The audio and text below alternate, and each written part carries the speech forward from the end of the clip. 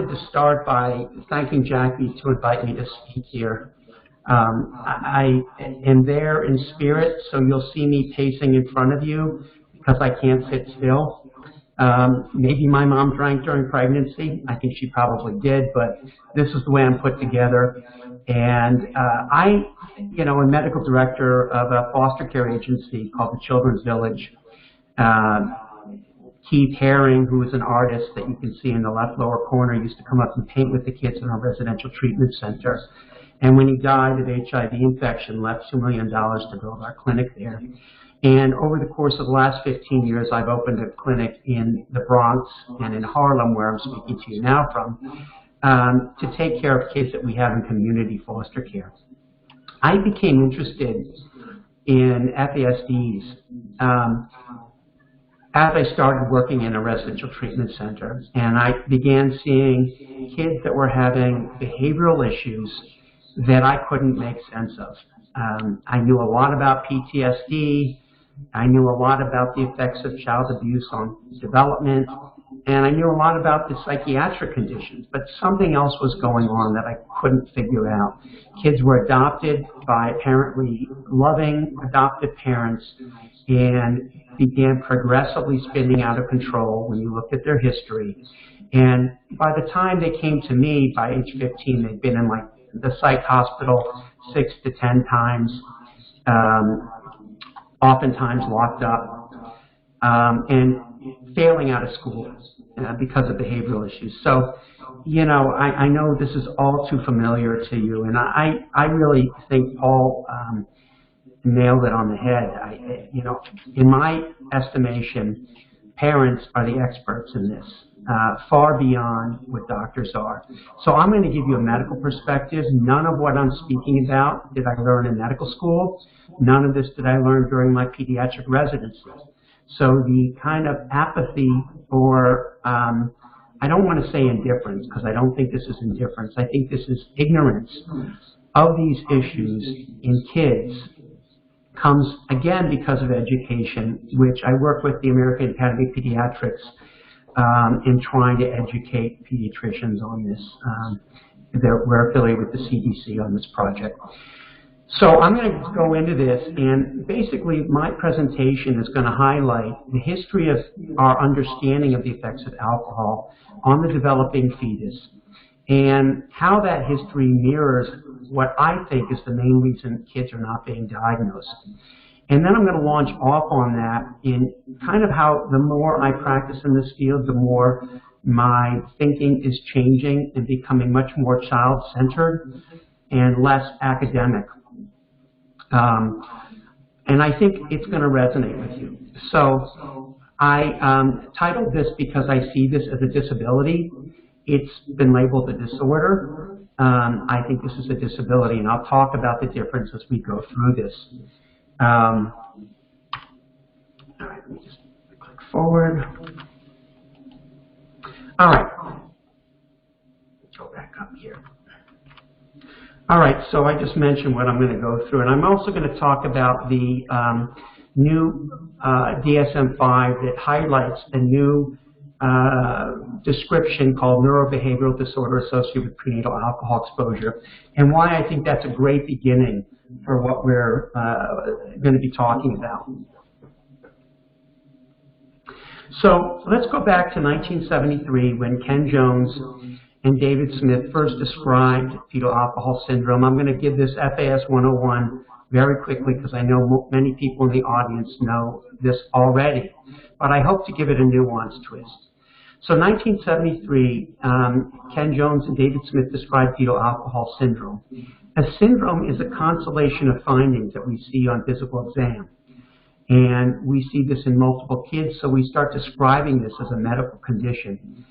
Most of the time, we don't know what causes the syndrome. For example, Dr. Down, when he described Down syndrome, did not know the cause, but he described a bunch of findings we see on physical exam. And it was only later that we found out that Down syndrome was caused by 3 chromosomes on chromosome 21, trisomy 21. In this case, the constellation of facial features that we'll go over were attributed by Jones and Smith to fetal alcohol exposure, because all these babies had a common denominator of moms being alcoholics, known alcoholics. So if you think about this, this was described 45 years ago. We're going to be going into half a century that we've known about this. And the question comes up, why are these kids not being diagnosed? Kids were being diagnosed with Down syndrome, very quickly after Dr. Down described it. So why are these kids not being diagnosed? I think this is the question that's haunting in the background of my presentation.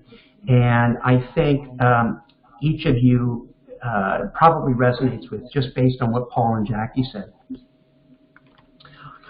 All right, and so just to highlight this, again, people know how prevalent this is, but if you look at fetal alcohol spectrum disorders compared to autism, compared to trisomy 21, Down syndrome that I just mentioned, cerebral palsy, fetal alcohol syndrome, you begin to see that these are all conditions that, if you think about the resources available in the community, there are places that if I diagnose a kid with trisomy 21, I can set him on a conveyor belt to get a whole group of services that are specific to trisomy 21. Similarly with cerebral palsy, similarly with autism spectrum disorders. Now, 25 years ago, I would not be able to say that about autism. Kids were not being diagnosed.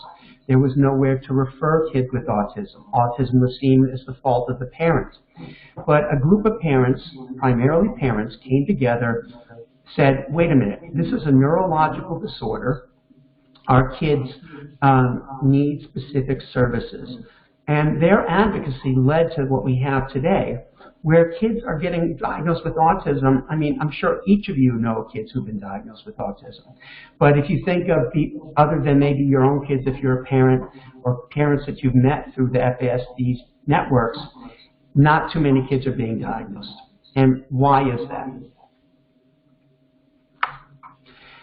We also know that the prevalence in the general population, which is at least 1%. Newer studies show 2 to 5%, and it varies depending on the country that you're in and also what part of the United States you're in. But we know that in the general population, about 10% of pregnant women drink during pregnancy. And of that 10%, 3% of the total women in the population binge drank. And binge drinking is 4 drinks at a sitting. That counts as a binge drink in this study.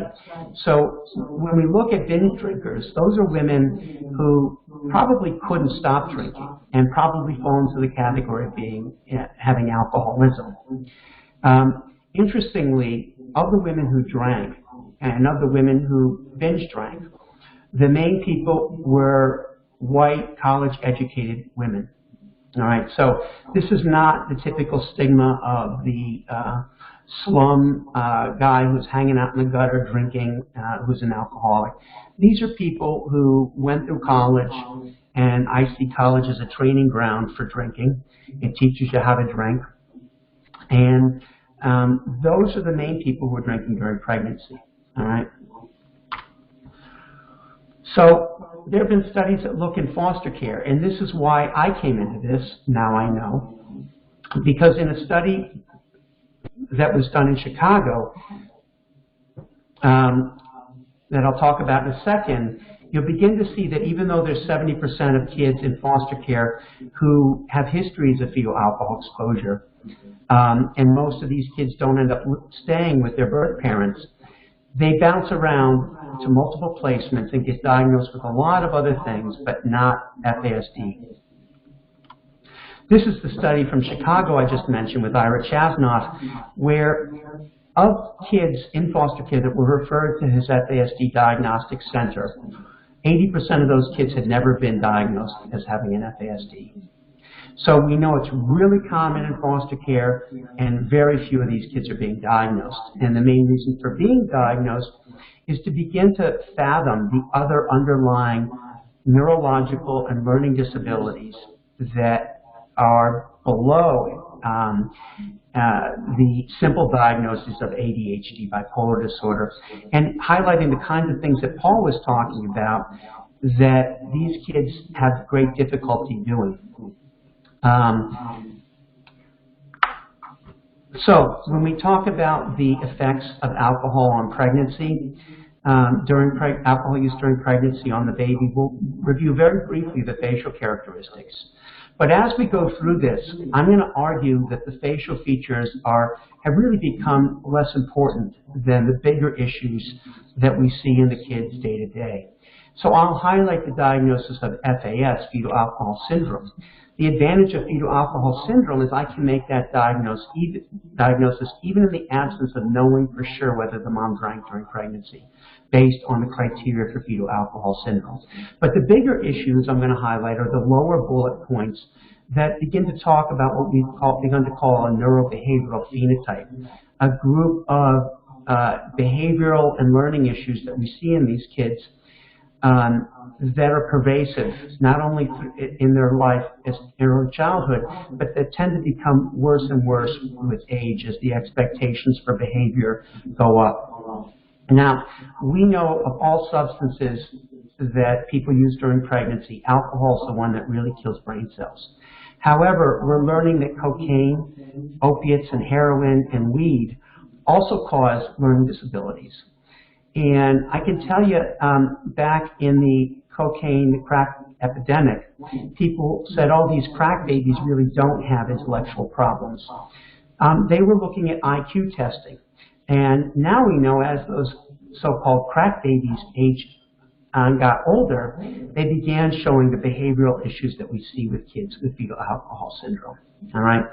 So a lot of this is because we're beginning to learn about what we call adaptive and social communicative disabilities that these kids have that weren't really looked at early on in the studies of cocaine. And so one of the reasons I've advocated within NoFast for expanding our view beyond just alcohol is to begin to encompass these other groups. Right now we're in the middle of an opiate epidemic. So not only for increasing our base for funding, but because we know that people who use other drugs also use alcohol.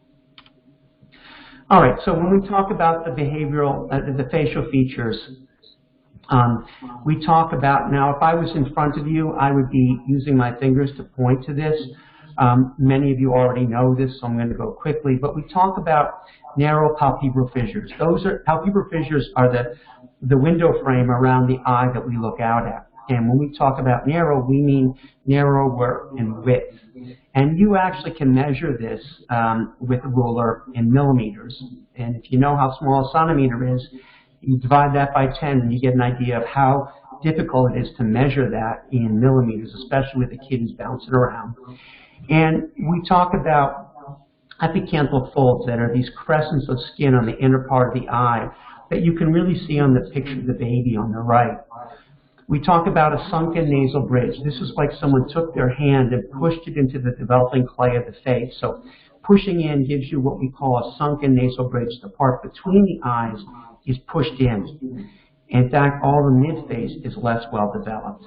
By pushing in on the mid-face, you also get upturning of the nares. The nostrils are more prominent.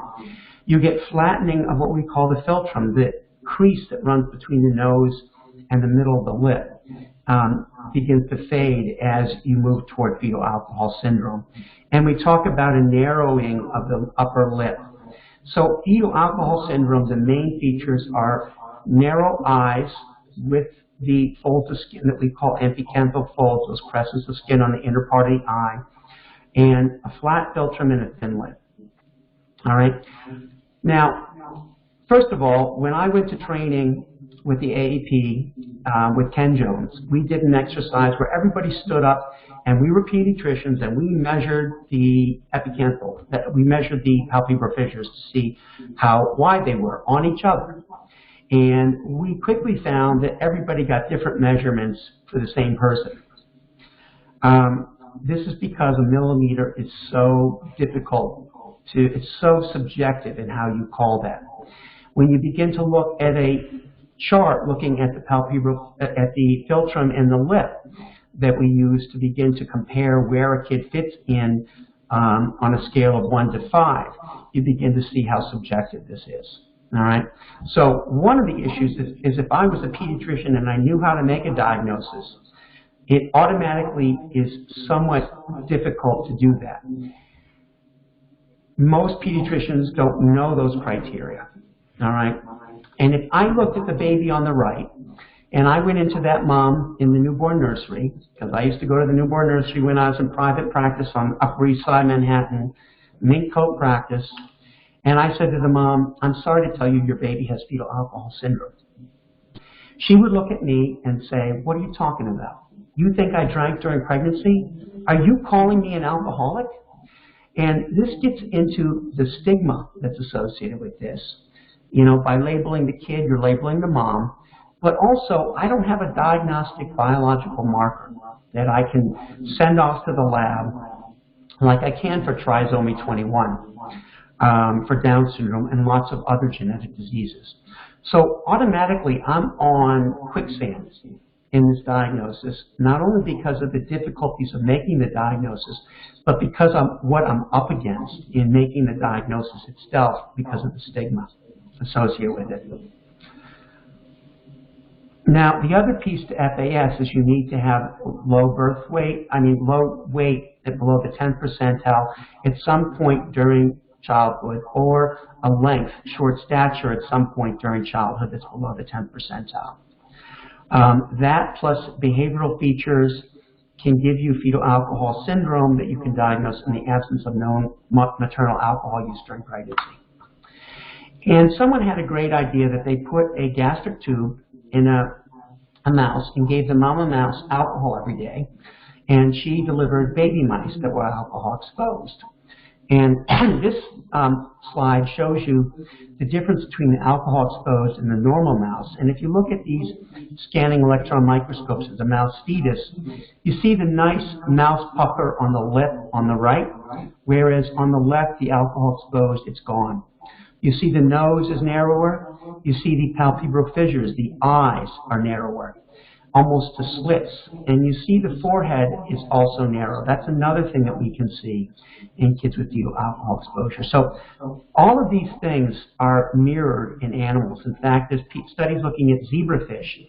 If you put zebrafish in alcohol water, 2% alcohol water, and they swim around and they make baby zebrafish who've been alcohol exposed, you do scanning electron microscopes of their fetuses. Don't ask me how you do that. You'll see the same thing. So this happens across the animal species, and I'll explain to you why that is in a second. Come on, you. Hold on a second. All right, so these are the kids that we've talked about, and this is the proverbial iceberg. Those are the kids that we see things when we look at them. We know that about 10 to 20% of kids have facial features of FAS. Many of them don't meet criteria for FAS because they might not be short and they might not have been scrawny growing up. So they don't meet FAS. So the ones that we see something on that meet criteria for FAS are 1 in 1,000 in the general population. The ones that we don't necessarily see facial features or that don't make criteria for fetal alcohol syndrome are the ones below the iceberg. And that is 1 in 100, about 1% in the general population. And as I mentioned earlier, about 2 to 5% recent estimates when they went in and looked at school children in South Africa. So most of these kids don't have the facial features. And if I was taught anything in medical school, all I was taught the facial features. So that right away limits tremendously the number of kids that are going to be diagnosed.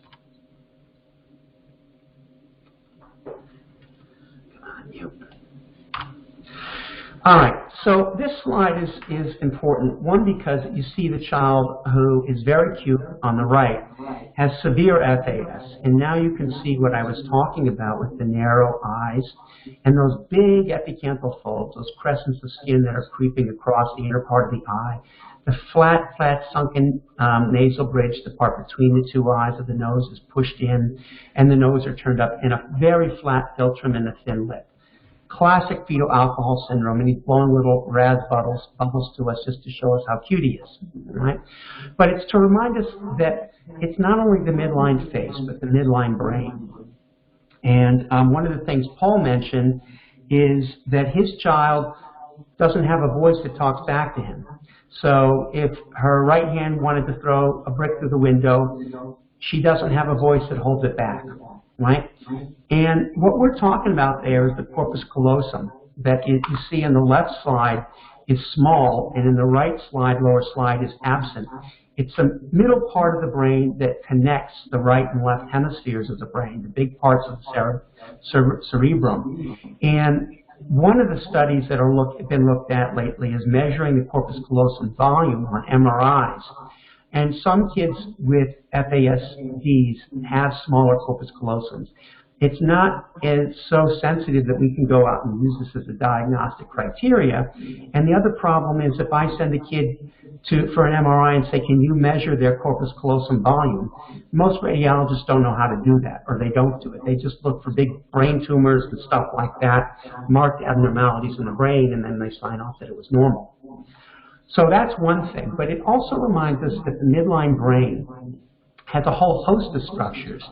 The big thing that's in the midline brain is the frontal cortex, all right? And the frontal cortex is the part of our brain that really distinguishes us from a lot of the animal kingdom. It leads to impulse control, executive function that tells us how we can plan things to move forward. It's like a driver in our brains that drives our body forward through the course of the day as we confront situations. And then the back of the brain, the cerebellum, which does spatial orientation, motor coordination, and a lot of learning that we're learning more and more, like math skills, is also affected by this. And then last of all in the midline brain are the midbrain structures. Those are part of the brain that are central in the middle, that we share with all animals that are the fight or flight response, and that activate. We know there's differences in the way kids with FAS experience that activation at the very basic level of fight or flight response.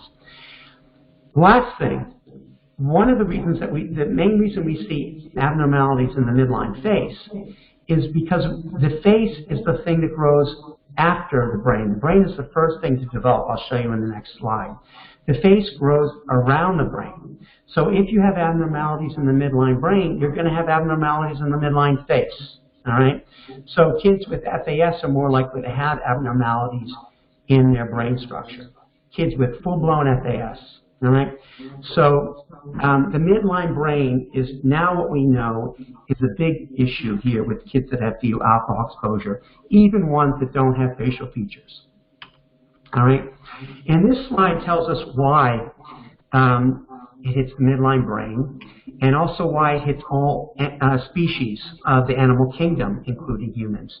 The cells on the right are stained blue that have been killed by alcohol exposure in a growing fetus, a mouse embryo. And this is the early brain that starts as a tube and then begins folding over. That little hunchback and then that little piece at the front is the part of the brain that's going to develop into the brain proper. The rest of it's going to be the spinal cord. So that folding over is the beginning of brain processes. Now, if you start knocking out brain cells by killing them, by exposing them to alcohol, you begin to get an idea of how this is going to progress over the course of time. And also why it hits the midline brain. And this slide is to show you the development, the trajectory of development over the course of time. So we start out as a fertilized egg that begins dividing. So one way alcohol hits this is if you start killing brain cells early on. This is geometric growth of brain cells. That means the curve shoots right up. So if you're knocking out brain cells, you're going to automatically get a change in the number of brain cells you're going to have. The other piece to this over the course of time is that brain cells migrate to where they're going to function at. And that's affected by prenatal alcohol and drug exposure. The other things that can cause problems is how brain cells begin looping together in a functional loop that we call cell differentiation. That's affected by prenatal alcohol exposure. And the last piece of brain development is called myelination. It continues up to age 26, and that part is also affected. But most importantly, if you see the growing embryo, as we follow this toward the right to the baby, it's 38 weeks, the brain is the first thing to develop. And if you think about when most women find out they're pregnant, the most common time is between 6 and 8 weeks. All right. All during that time, if a mom was drinking, that baby's brain is being exposed, and that's probably the most sensitive time for babies for alcohol exposure. All right. And so, as a pediatrician, one of the ways I can approach this stigma of alcoholism is by asking the mom when she found out she was pregnant. Ask that first. All right, because that's a very benign question that pediatricians ask when they talk about the pregnancy and problems in pregnancy anyways. So when did you find out you were pregnant? How much alcohol did you drink before you found out you were pregnant?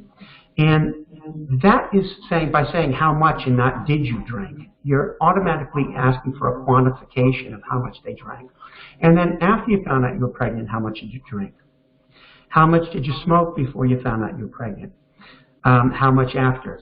How much did you, other drugs, weed, cocaine, did you use prior to that? You can get more and more into this if you have the courage to get into it, because it's a sensitive area that you need to practice. But that gives the mom a little window, because, look, you didn't know you were pregnant. So how could you know that you shouldn't be drinking then? You know? And this is also the basis for the CDC recommendation that came out about 6 months to a year ago, that any woman who is of childbearing age should not drink unless they're using birth control. Because if you get pregnant, most commonly about 40% of pregnancies are unplanned. You can have a baby that's been alcohol exposed before you find out your pregnancy, before you discover it. So that recommendation went to try to prevent this early exposure. Understandably, women were furious about this because they felt it was like making a nanny state telling them what they could and couldn't do.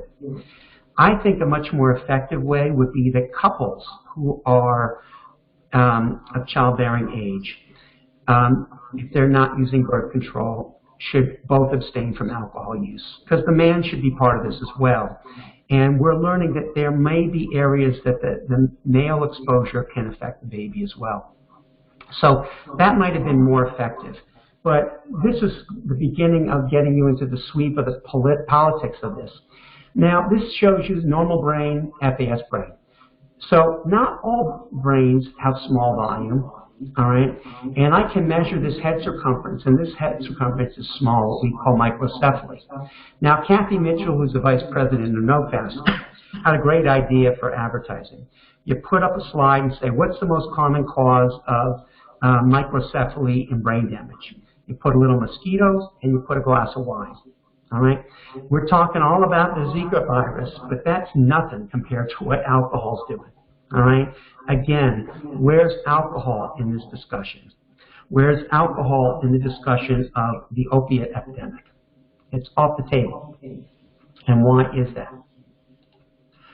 So this is a slide to tell you about a guy who, very interesting story that everybody who takes a course in neurology learns.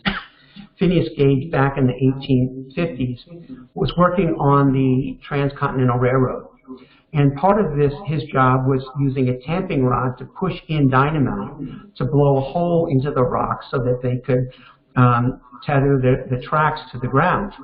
And he had the misfortune of the dynamite going off and blowing the tamping rod through his frontal cortex. Now, I mentioned that the frontal cortex is the midline brain that is the most affected by alcohol exposure. So he was really a demonstration of what later people did with frontal lobotomies, of what damage to the frontal lobe causes to someone. Now, he stumbled up to this doctor, Dr. Harlow, about 2 hours later, And Dr. Harlow followed this guy and began to describe what happened to Phineas Gage. And I'm going to read this because this describes to me what I see in kids with FASDs. The equilibrium or balance, so to speak, between his intellectual faculties and animal propensities seems to have been destroyed. That's the frontal lobe. He is fitful, irreverent, indulging at times in the grossest profanity, which was not previously his custom. Now, if that was a kid, I would call that oppositional defiant disorder, which some of your kids might have been called, all right? Manifesting but little deference for his fellows, impatient of restraint or advice when it conflicts with his desires. That's impulse control. At times pertinaciously obstinate. That's something called perseveration. So kids with FASD are very difficult to pull out of temper tantrums. They have a temper tantrum in the middle of the street and people look at the parent like, what's the matter with you? What kind of parent are you? What are you doing to torture your kid? Sometimes parents get called ACS on them. And later on, as they're older, they get in a fight or they get upset. It's very difficult to pull them out of that state. Yet capricious and vacillating. Now that's called state regulation. That means in the face of a changing environment, I hold a steady midline and stay calm in the face of things getting chaotic or things getting very boring. These kids go up and down with their environment, so they need a very structured, highly structured, calm environment to function well. Devising many plans of future operations which are no sooner arranged than they are abandoned in turn for others appearing more feasible. And that's the hallmark of executive function. You make a plan and you push everything out of the way between you and that plan so that you can get to your goal. And these kids have great difficulty with this. All right? So Phineas Gage is a good way to begin looking at this. And also if you look at those, if you begin thinking about the psychiatric diagnoses, you know, capricious and vacillating, kid gets admitted to the hospital 4 times, someone says, gee, he's got impulsivity. This is rapid cycling bipolar disorder, right? Attention issues, oh, this is ADHD, all right? So they start getting all these psych diagnoses like a trail behind them. This is showing the effects of the brain at lots of places. One of the things I didn't mention on the right is the hippocampus. That's been shown to be small in some kids with FASDs. And it's a seat of memory and linking memory to emotion and memory to learning. So we'll talk about how kids can learn something one day and totally forget about it. How they can be told something and get it 1 second, you come back 10 minutes later and they don't remember, all right? But we talked about the corpus callosum. The basal ganglia is part of this midbrain that we talked about that governs a lot of behaviors. And you can kind of see some of these other ones that we mentioned. So as we begin talking about a neurobehavioral phenotype, and this is a great article that I wrote down there. Some of you may know this. But it begins to describe this neurobehavioral features that we see that really, to me, are the most important things that we see in kids. These are the areas where the kids have the greatest disabilities. So we talk about executive function, goal-oriented behavior, working memory, which is being able to, like when you do a word problem, carry over the memory, like Paul has 5 quarters, he gives 1 to Timmy, then he changes this for 2 dimes and a nickel and gives 1 dime. How much does Paul have left? You know, those kinds of things kids have great difficulty with. Or multiple step tasks, great difficulty in that. Inhibition of impulses. And then social functioning. Aggressive impulsive behavior is really something I see very early on. Now, I used to teach nursery school, and at age 2 and 3, we taught sandbox rules. You don't hit Timmy, you got to use your words, no hitting. And by age 3, kids kind of get that. These kids don't get it. And in fact, it gets worse. So by kindergarten, they're hitting the teacher. By 1st grade, they're hitting the superintendent of schools and getting expelled. I have kids that have to repeat kindergarten because of their behavior. Now, don't ask me how you have to repeat kindergarten, but these kids do it, you know. So certainly by the time they come to see me in a residential treatment center, they have credentials. They have lived a very, very difficult life because no one's diagnosed their disabilities, all right? I mentioned attention and distractibility that goes along with ADHD. So most all these kids get diagnosed with ADHD by age 4 to 5. And then language, which I think is a really important area that gets missed. And this is also where kids often get misdiagnosed as autism. Now, auditory processing disorder is being able to hear fine. We do hearing tests and they're fine. But they hear, but they don't get it. So if I ask a parent or a foster parent, do you have to say like 5 times to Johnny, Johnny, I want you to put your clothes away, put your toys away, and you say it 5 times and he looks at you like he didn't hear you, or like he doesn't want to listen? They'll say all the time. Once he seems to get it and you go and you come back, has he done it? No, he's never done it. He looks up and he's doing something else. And so it looks like they're being willfully disobedient, or, oh, they just do what they want to do, or they don't listen to anything. And if you put that kid into school from a very early age, they look like they don't want to follow through. As they get older, it looks like they're lazy because they don't know how to hear the instructions that are often given verbally. And so they start getting labeled bad kids. You throw on top of that they're running all over the place because they're hyper, and that they're hitting kids or biting kids. You begin to see how these kids get labeled from a very, very early age. And if I was going to school every day and having my head banged against the desk, which is what I think these kids go through, by age 5th grade, 6th grade, I would start saying this is ridiculous. If I had a job every day where I wasn't able to function well, I would quit the job because everyone was yelling at me. So these kids commonly stop going to school or having greater difficulties in school and eventually become truant. And then a lot of times they come into child protection because the parent is accused of educational neglect. Now, interestingly, many of these kids have normal or borderline IQ, so they don't quite meet criteria for intellectual disability, which is an IQ below 70, which is an arbitrary cutoff and very subjective, all right, on the testing. And so they don't meet criteria for intellectual disability that's a pathway to getting services. They also don't, by the time they get older, have the kind of psychiatric issues that qualify them for psychiatric placements because they have predominant aggressive behavior and they don't follow through with things. They can't do daily living skills. So people don't want them in their residences for people with psychiatric illness. So this is the new thing that I was talking about in the DSM-5 that came out about 2 years ago that begins to highlight what this looks like and mirrors the slide I just showed you. Now, as a doctor or a psychiatrist or a psychologist, I can just go through here and look and see where I can check things off. In the first box on the left, I can check off if they have a problem with memory, or they learn one day and they forget it the next. Check. Right? Executive function. They can't follow through with remembering how to get to a place. You can't let them in New York take a subway. It's a common thing because they just get lost. Visual spatial reasoning. They draw pictures with everything clustered in one corner of the paper, or they're always bumping into things like me. So you check one of those. And the other box to the right, upper right, mood or behavioral regulation issues. So they go up and down. They have outbursts. They're impulsive. Or attention deficit. They've been called ADHD. Impulse control. Check one of those. All right? And then the lower box is the tricky part. And this one on the 2-star criteria at the top, you need one of those two. So if they had a history of speech delay, that's a check, all right?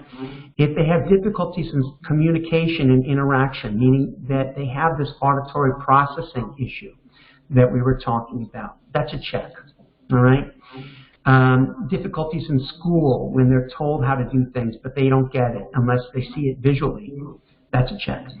Impairment in daily living skills, being able to manage money, being able to keep a house, being able to get food in the house as they get older. Impairment in motor skills, a lot of these kids, when they're younger, have motor delays, so you can see that. But that's a less common thing in my experience. So this is NDPAE. Now, you can make this diagnosis if you have a history of maternal alcohol use during pregnancy. Both. All right?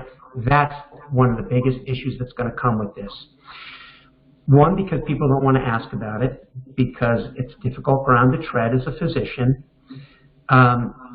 Two, because if I'm a mom who uses alcohol or did use alcohol during pregnancy, me saying I used alcohol with a kid who might be diagnosed with this is me having ownership of my kid's problems. That is a huge burden that I don't know that I would be able to do. You know, I caused this. Now, if you hear Kathy Mitchell on the NoFast website, she's very open about this. So to me, there's a kind of wisdom that comes with people who use drugs and alcohol when they get sober or later in life when they kind of fizzle out of using drugs, where they're able to talk about this. And those people to me are saints, where they actually acknowledge it. But we've done studies looking at meconium. Meconium is the first stool babies have. And if I take a smear of meconium and send it to a lab, I can check for what are called fetal alcohol esters, fetal ethyl esters, to look for whether there was alcohol exposure in the last 2 or 3 months. The problem with that is it doesn't pick up all the kids, and there are some false positives. So this was a disaster up in Toronto when they started doing this. They were having kids referred to child protection left and right. But with meconium studies, the number of people who tested positive with meconium who said that they used alcohol during pregnancy was only like 40%. So most of these kids are not going to be diagnosed with that just based on a maternal history. All right. Now, if grandma says, "Oh God, she was walking around drinking every day of her pregnancy," that's a no-brainer. But getting that is pretty unusual. All right. So my friend Billy Edwards and Stephen Greenspan put together another article. This is another one I highly recommend. And this is an article that talks about what they call intellectual disability equivalence. And this describes how kids can have a normal IQ range, or IQ above 70, but they have marked differences in how their adaptive function. So if you do psychological tests for adaptive functioning or communication functioning, they bottom out. And so I have kids that have IQs of 110, but they were getting in fights since they were in, kindergarten. They've never been able to hold things together. Problems in school all the way through with being able to do it. So they were never able to show their intelligence. So they have a disability, but these are not being picked up because their IQ is so high. So the schools just say, "Oh, they're just being lazy." So what I look for is a discrepancy between their intellectual abilities and these adaptive functions. And that's a big clue. All right. So I think this is a very helpful thing. Billy Edwards uses this to help defend adults who've been arrested as a mitigating factor.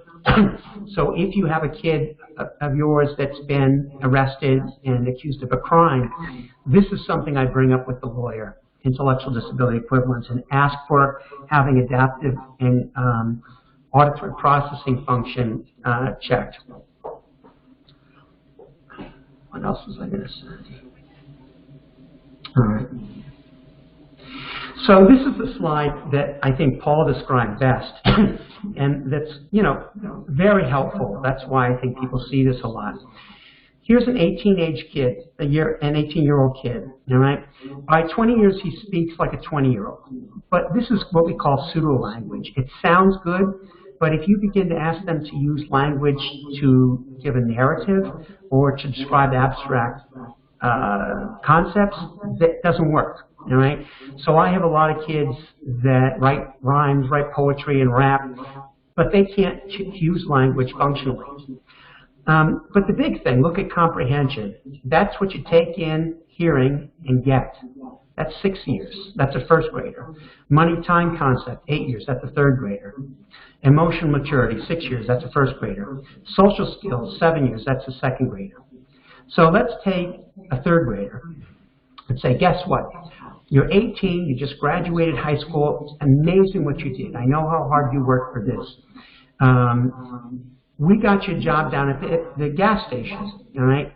We also got you some subsidized living place to live.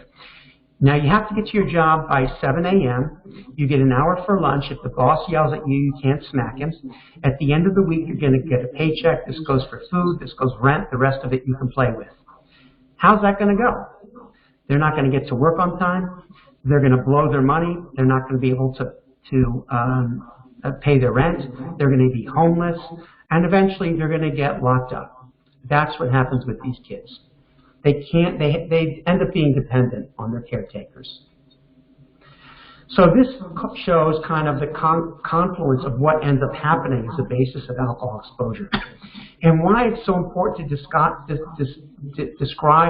and diagnose this, because these are secondary issues, 95% of mental health issues. And most of those are 2 or more diagnoses. So if I see a kid with 2 or more psych diagnoses, I got to think about whether they were fetal alcohol exposed. All right? A lot of them I mentioned stop going to school. They get suspended. They go through it. They get locked up. I have a lot of kids on a residential treatment center that come in. We have a special cottage that treats kids with that have had sexual offenses or that have inappropriate sexual behavior. Again, impulse control. A lot of them have not been sexually abused, which can be another cause of that. Dependent living, it's above 80%. Problems with employment reaches 80%. So you begin to understand the difficulties these kids and families live through. So this is a tree that you can imagine as the DSM-5. The DSM-5, by the way, is the Bible of psychiatrists, how they make their diagnosis. It has the criteria similar to what I showed you for neurobehavioral disorder. So let's say the branches on the far left are ADHD. The branches as you go further up are oppositional defiant disorder. The ones above that are bipolar disorder. The ones near that are mood disorder, none otherwise specified. The ones next to that are conduct disorder. The one below that on the far lower right is post-traumatic stress disorder. These kids, as we saw in that slide with the brain, the small brain, have truncated brains. So they come in looking like alphabet soup. And that's why if I get a kid with 2 or more psych diagnoses or that's been in the hospital, psych hospital 2 or more times, I've got to think about this. It's what I call an undifferentiated or complex psychiatric diagnosis. And that's almost always because of fetal alcohol or drug exposure. All right. So this is just, I'm going to go through these really quick, but babies can be born small. Most of the babies I see are not born small. They can be very difficult babies, what people like to call colic, which, by the way, doesn't have to do anything with the intestines. It has to do with a temperament that's a prelude to these kids running all over the place. Now, you can kind of hear me over the speaker, and you can imagine I told you I'd be pacing in front of you. If you put me in a straitjacket, which is what a baby's nervous system is like, I would be screaming, all right? And then I'm 1 year old, I'm going to be all over the place exploring things, all right? So colicky babies is one of the things. They can have difficulties with sleep. These are all self-regulation that by 2 months, usually babies have learned to do on their own. By the time these kids get older, they're much more able to do things bodily-wise, so they're less difficult and less colicky, all right? They can fail to thrive. I mentioned the growth issues. As they get older, hyperactive, they're almost always diagnosed with ADHD. They lack fear. They run into the street not because they want to get killed, but because they don't have an idea that there's a consequence to what's going to happen there. They have poor sense of interpersonal boundaries. This is a very common thing where kids will go up to strangers. Like if I have a med student, they'll come up and they'll give the med student a hug, and they've never met the med student before. These kids will go with anybody in the playground, and so they have to be supervised very closely. As they get older, they're very at high risk for sexual victimization. They're also at risk for gullibility, having somebody get them to do things that they might not do on their own. I mentioned slowed speech development, so you can need early intervention and special services in school. Early aggressive behavior, it's one of the hallmarks by 4 to 5 that are hitting people. And they can have gross motor issues as well. So if I have a grandmother who brings a kid in for an ADHD evaluation to me, and I see him running all over the place, and I say to Grandma, are you Peter's primary caretaker? Yes. And where's his mom? Oh, she's all over the place. Did she used to have a problem with drugs or alcohol? Oh, God, she still does. And so that begins to give you the basis for understanding this. You know, it's almost like I know what that kid's going to have when grandma brings him in with this. A caretaker other than the child's mom. As they get older, the aggressive behavior tends to get worse, and basically the adaptive behavior appears to get worse because it stays stable at like the 6-year level, like Paul was talking about, while the demands on them go up and up and up. So by 18, you're expected to be able to manage money and get to places on time. And if you don't, you just don't care, you're just lazy, you know? So this is kind of what ends up happening to these kids. They start flunking out of schools. And then I mentioned by teenagers, they just stop going to school. They get suspended. And by this time, they start feeling like they're screw-ups. You know, again, if I was going to my job every day and they were saying what a bad job I was doing, I would start feeling like, well, what's the matter with me, right? So they start getting depressed. And suicide is a common thing with kids with FASDs. Also because they lack impulse control. So a lot of us might have periods of our life where we go through so much pain that we might consider suicide, but we don't do it if you don't have impulse control. Like I've had kids that jump off buildings and crazy stuff. They get arrested. This is a very, very common thing that we see with kids. Recurrently psych hospitalized, I mentioned 2 or more psych hospitalizations. You got to think about this. And this is our current treatment plan for kids with fetal alcohol spectrum disorders. As a society, we lock them up. This is the end zone for many, many of the kids, especially males, but also females. You know, sexual victimization, what we used to call prostitution, is no longer called that. It's called trafficking. And this is correct because especially with these kids, if you're a girl and you're gullible, you're going to get trafficked, you know. So it's not that they're just out there trying to make money on the street for a living. It's bigger than that. It's about their risk for victimization. All right. So this kind of highlights the depth of what these kids were up against. Again, a disability. So how can we get this prenatal alcohol exposure? You know, and I mentioned the difficulty of this. So you can get it from disclosure of the mom. You can get it from relatives who witnessed her drinking during pregnancy. You can get this documented in prenatal records, but as a pediatrician, it's very rare for me to be able to get obstetric records because of the HIPAA laws that protect confidentiality. And there have been studies looking at the obstetric records, and only 20% of obstetric records that were looked at mentioned anything about alcohol use during pregnancy in the mom. In fact, I'm sure many of you who have kids, when you were pregnant, your obstetrician said, oh, taking a glass of wine during pregnancy is not a problem. It'll help you relax. It calms the uterus down, right? So the current dictum is no alcohol use during pregnancy because we don't know what's a safe level. All right. You could have siblings who were born with a history of alcohol or drug exposure. So if I see a kid who was born urine toxicology to cocaine, I almost know that kid was alcohol exposed. In subsequent siblings, this is a progressive disease, and each subsequent sibling tends to get worse off. So as you get younger and younger in the kids, the youngest one is the one who has the most problems until the parents get sober. And the reason I know this with cocaine is because the liver takes cocaine and alcohol and makes something called cocoethylene that gives you a more euphoric high than cocaine alone. So even rats in a maze will press 2 buttons instead of 1 because it feels better. All right. Similarly, I'd say this with opiates. When people run out of opiates, they're going to use alcohol. So biomarkers, we can check hair and meconium. We don't do this because it's expensive, and I mentioned there's false positives and false negatives. On the testing, blood and urine is only good for a day or 2. And so, you know, when people talk about doing urine toxicologies, most of them don't do alcohol, and the ones that do quickly are going to be negative, unless the mom was drinking in the last 24 to 48 hours.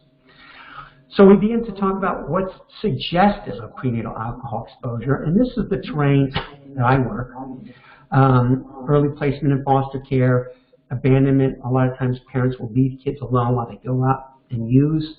I've had 8-year-old kids that are caretakers of their 2-year-old and a baby while the mom went out. And by the way, substance use is a disease. People who use substances do bad things, but they're usually good, smart people who have a disease that we as doctors are not good at treating. It takes everything away you love in life, your home, your kids, and leaves you with nothing. All right? It's a terrible disease that ends in jails, psych institutions, and graveyards with homelessness in between. So when I talk about that mom leaving her kids alone, I would see that as the supreme description of the desperation with this. And I'm saying this because we have to attack the stigma of this disorder. And it's being loosened up a little now with the opiate epidemic that's hitting white America and middle America, instead of just the inner cities that crack cocaine tended to focus on.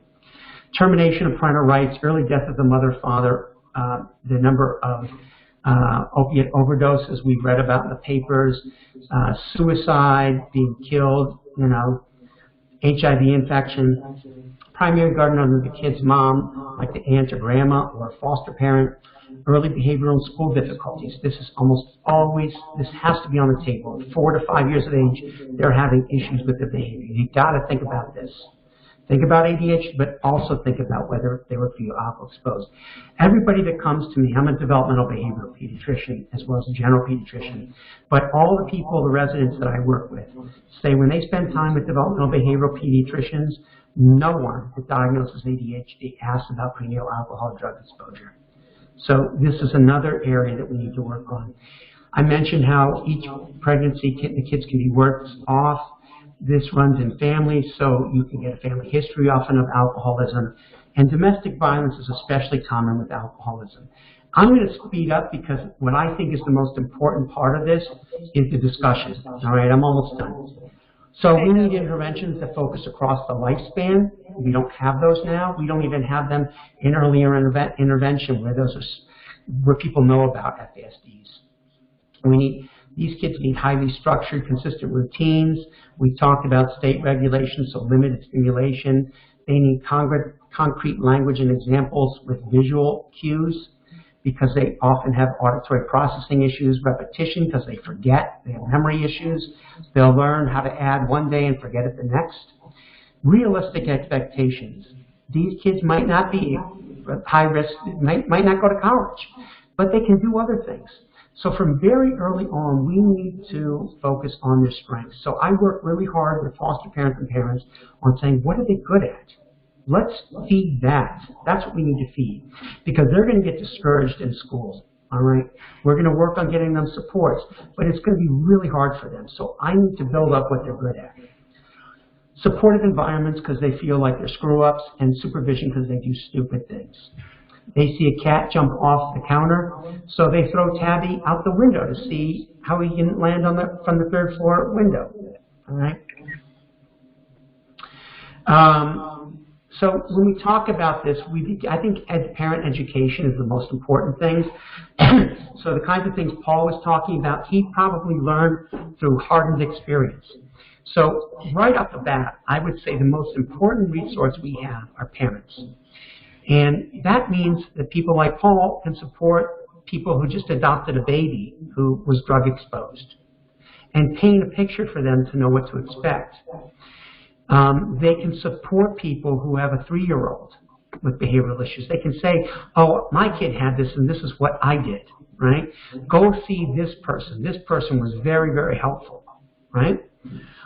And what we're talking about is building a web of services that parents start with. This is what happened with autism, all right? The only reason this should not happen like it did with autism is stigma of alcohol and drug use and because the kids aren't being diagnosed. So we got to get these kids diagnosed to show how many kids need services, right? We talk about building an external environment to support the kids. We feed with the environment, like with visual cues, knowing they have issues with auditory processing, getting them into early intervention speech, physical therapy, working on getting them in schools early, like at age 3, so that they begin learning socialization skills or getting help with it. And I actually find that CBT, cognitive behavioral therapy, does not work that well with these kids because it requires them to have that executive function to say, how am I feeling now? What am I thinking of doing now?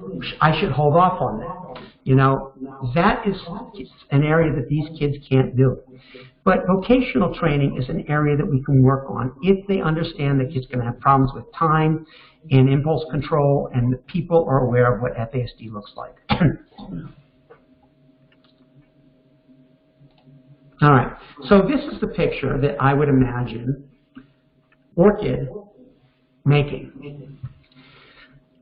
This means that a parent says, oh, I use these people for speech and language. They were terrific. They actually know about FASD, or I taught them about FASD so they know about it, right? So for early intervention, support, because as you all know, if you're parents, how difficult this is. And a lot of times parents just can't do it, and I get that. You know, these kids are very difficult to manage, all right? And at the same time, I know how good these kids are, and I'm very aware of the disability that they have that is not being picked up, all right? And we need to focus, as I mentioned, on individual skills to build up what they're good at and help them with what they're not good at, like time and money management. All right, so this is something that I think we could build at the local level. And one of the things I think we could do to build this at the local level is begin to get local funding. All right. Now, I know about Wisconsin that you guys have a lot of beer people. I assume they're still there. And since that's an alcohol-related thing, that might be a good area for foundation like Anheuser-Busch to see if they would be interested in funding some support services for Orchid. There's also grant funding. Local organizations like to help locally. So I know with NoFast, we are working with grant funders at the national and working on trying to help our affiliates get funding. We have people that are helping us know which grants to work on and then helping us write them. So this is a work in progress. This is not going to happen tomorrow or the next year. This is going to take time. And my experience is these things take 5 to 10 years. So we're looking at the long picture here. I know that there's a desperation there in the room. I felt it before, and I know it's there, that we need help now. But I'm trying to tell you that we need to work on it. And we need to shift that desperation to on-the-ground services. All right. So I mentioned some of this stuff, the issues with stigma and how it's difficult to know if the mom drank, that we don't have a medical test, that half of pregnancies are unplanned and you don't know you're pregnant while you're drinking, and professionals don't know about this, and that if I make a diagnosis, you'll hear this all the time, I'm sure everybody out there, if you have a kid, oh, my pediatrician said, why make a diagnosis? If I diagnose them with autism, they'll get services right away, right? And anyways, that's a hard diagnosis to make. You know, I heard this from a geneticist. Oh, that's a really tough diagnosis to make. You know, but you can call them autism. You know, it misses the bigger picture. These are the kids, when we talk about autism being overdiagnosed, these are the kids that so-called outgrow autism. You know, they have more of a social communication issue like autism, but it's different. It's a different flavor. This is the biggest problem. It's in the culture. It targets childbearing age. Go out, drink, meet the person of your dreams. All right? And this is the main treatment for alcoholism. You know, there's substance abuse treatment centers, but ultimately those treatment centers refer you to AA and other things like Narcotic Anonymous as well. So last slide. We were founded, Children's Village was founded in 1851 down in the Five Points section of New York. That was the rough and tumble area. If you saw the movie Gangs of New York with Leonardo DiCaprio, you kind of know. This was like young kids in gangs. Gangs were running the streets. The city was run by Tammany Hall that was corrupt. And so we were founded as the New York Juvenile Asylum. And we have a big plaque in our residential treatment center from Abraham Lincoln that says, "Tell the boys of New York Juvenile Asylum that they must follow truth, justice, and humanity if they wish to become useful and honorable men." As much as I love Abraham Lincoln, this is not a moral disorder. This is not, you would not tell a kid with trisomy 21 that he needs to follow truth, justice, and humanity. These kids need services. They need to be held accountable for what they do, but we need to be accountable for giving them services early on. All right, so last thing, while people were talking before I began speaking, I was thinking about how great an image the orchid is. Now, I don't know about you guys, but in New York, people love to give orchids when they come over to your house for dinner. And I can tell you the number of orchids that we've gone through, because you have to give them just the right amount of water. Most people overwater orchids, right? You have to give them just the right amount of water, and they'll stay bloomed for a long period of time, and then they'll even, if the blooms fall off, they'll bloom again. But if you overwater them or underwater them, they don't live. And the other piece to this is when they fall off, if I go down to my basement of my building, there's a bunch of orchid plants that people are throwing out. All right? These are not throwaway kids. Right? We need to learn how to nurture them in a very specific way. They're not like other plants. Right? And we need to show them how they can bloom. So I like that image of an orchid. Now, I don't know how the heck you guys came up with that name, but it's a great name, and I would hold on to it. All right, that's it. Thank you for letting me speak. Doug, can you hear me? Doug, can you hear me? Yes, I can hear you. Okay, it's a little delay, I guess. You're exactly right. That's how we came up with the name of orchids. Exactly what you described. So thank you for that beautiful thank you for that beautiful description of the name of orchids. We'd like to open it up to questions. I'm going to delay our break. We'll still have our break, but I'm just going to move it 15 minutes. So I really would love to have anyone who has a question, and also we're running out of power on this computer, so we'll see what happens. Maybe we can have two, three questions. If you would come up here and just come on up here and just talk, if you don't mind. Talk to the doctor. Hi, Doug. Hi. Okay, so I have a quick question on some of the diagnoses. You were mentioning before how it's very difficult to diagnose somebody on a level that is getting an MRI and being able to quantify something, and having a radiologist do that. You can't send something to the lab and get a result back. So my question is, has there been any efforts within the research to identify cells or stem cells within the brain that can be markers for FASD that are either underexpressed or overexpressed in those that have FASD, and can that be an assay to diagnose those that may have FASD? Great question. People are scrambling to find biomarkers. They're scrambling for this. And people have found differences in what we call methylation of DNA that's seen in a lot of disorders, so it's not specific. But when people find this, this will be the ticket that'll make this, put this right on the map. All right? So, yes, they're looking, but no one's found it. It's like the Holy Grail. And the other thing I forgot to mention, I have this in another presentation. What if we took the neurobehavioral disorder and changed this to neurodevelopmental disability? This is a problem of neurodevelopment. It's a problem with the way the brain develops because it's exposed to alcohol. And we call it a disability, not a disorder, because disorder means your brain is born screwed up.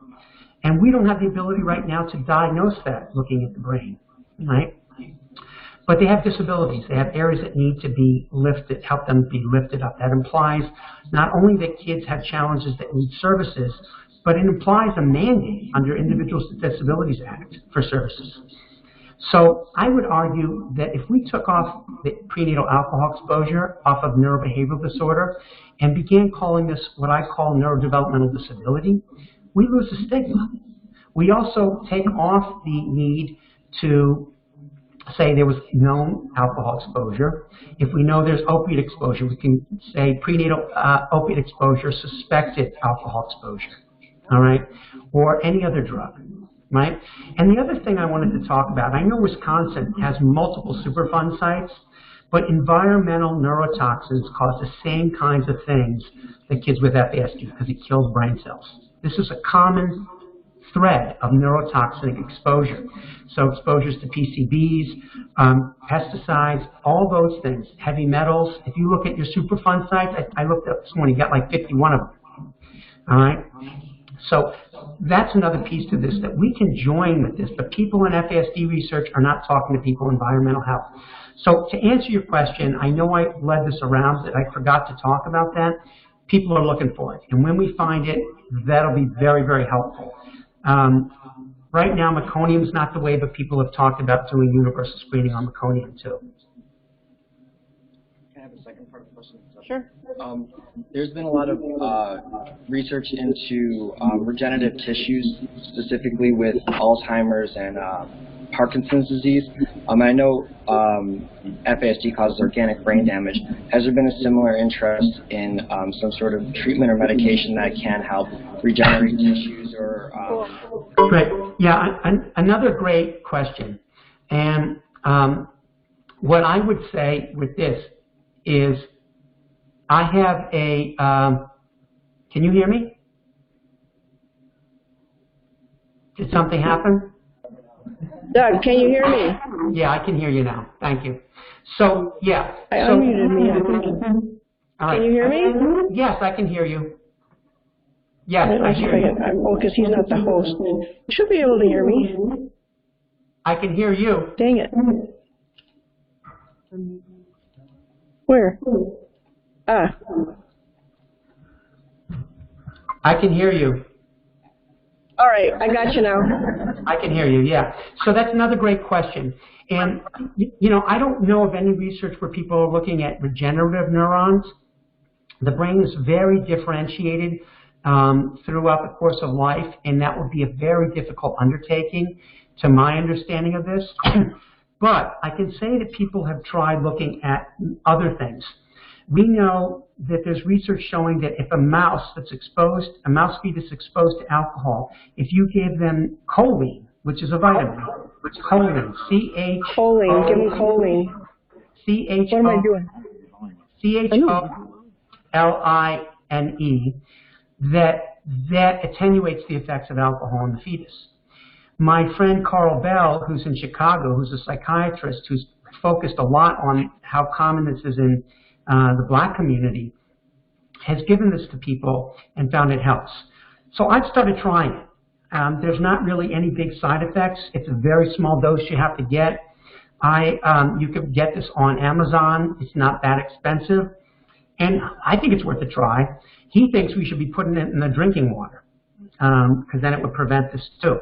Other people have looked at giving higher doses of folate and other vitamins, B12 during pregnancy, to see if that attenuates this. I saw a research article, I think 2 weeks ago, that looked at that, and that seemed to help a little. But postnatally, the only one that's gotten mixed reviews is choline. Some say it helps, some say it doesn't. All right.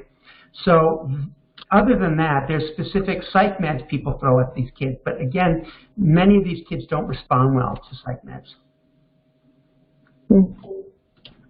Thank you. Come on up here if you have a question. Thank you for today. One of the things that I'm Anurchek. I work with 4,600 families who are raising kids with FASD day to day. And I think one of the things that's important is, like to be said about parents and everybody else being part of the solution. I think that the researchers can bring us stuff. I think we need to bring our stuff to them. And one of the things that I think was missing in your presentation today is that I did a survey of my families who are working with these kids. And we're finding the face in their eyes get them diagnosed. Right. Well, the kids who have full-fledged FAS have vision issues, and it's not just the lenses, it's how their brain processes information and things like that, so we need to look at that, and that affects them at school. We have kids with FAS who cannot read. They can't bring their eyes together. I've got a little guy who we figured it out on. If you talk to the older adults I work with, and through the Flying with Broken Wings and some of the others out of Canada, they are talking about they live in dark rooms. They don't like their lights on. Everyone thinks they're depressed. the lights hurt. They can't see when the lights are on. Yeah, So we yeah. need to not forget the eyes.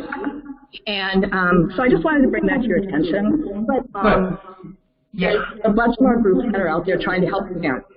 If you change the paradigm of the parent thinking about the kid being a bad kid, being a good kid, and the kid who can adjust their expectation, these kids thrive.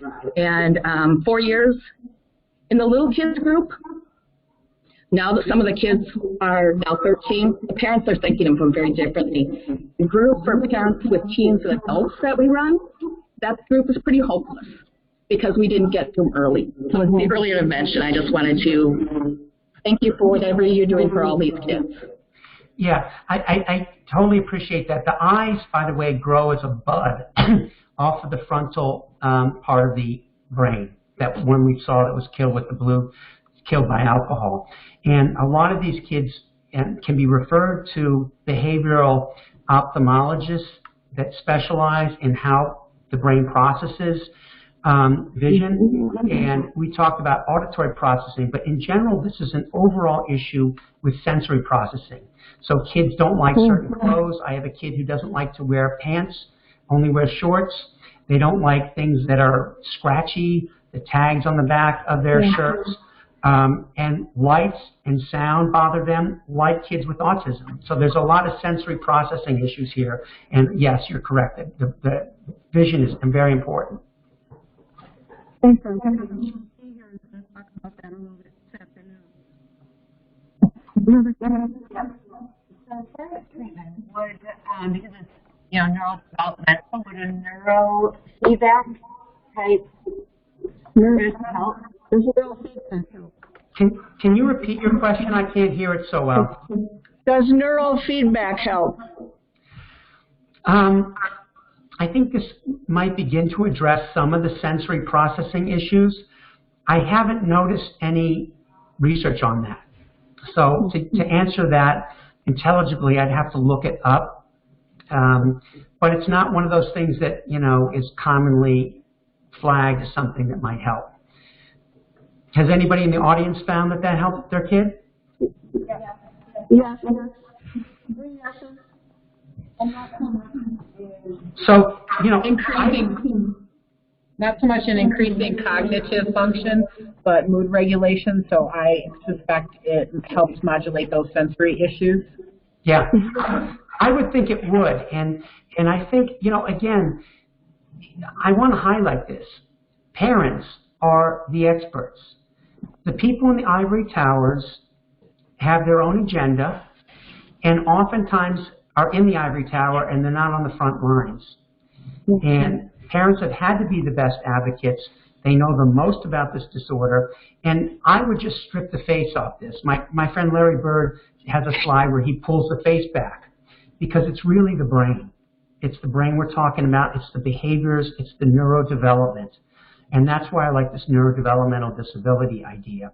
It encompasses drugs and alcohol and neurotoxins.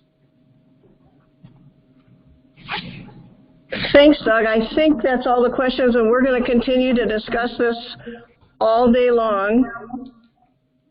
And I really want to thank you. This was a tremendous kickoff to the day. Do you guys agree?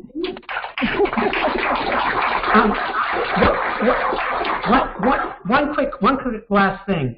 We put together a conference in Annapolis. Really quick, a conference in Annapolis.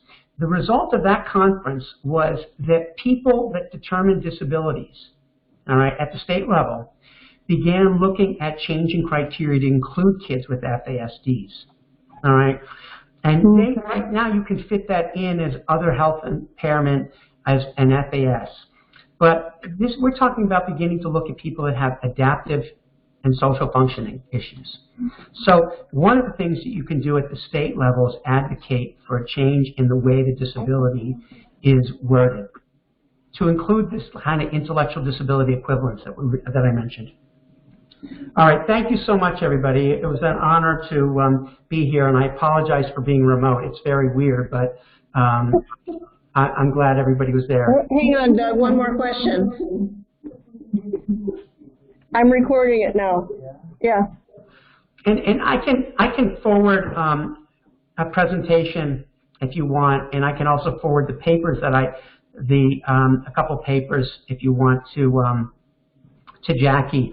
But there's a wealth of literature at NoFast, as you probably know, and the CDC has a good site, and the American Academy of Pediatrics has a site too. Yeah. Anything you can send us, we'll put it on our website. That'll be great. All right. All right. All right. Thanks. Bye, everybody. Thanks, Doug. Have a good day. You too.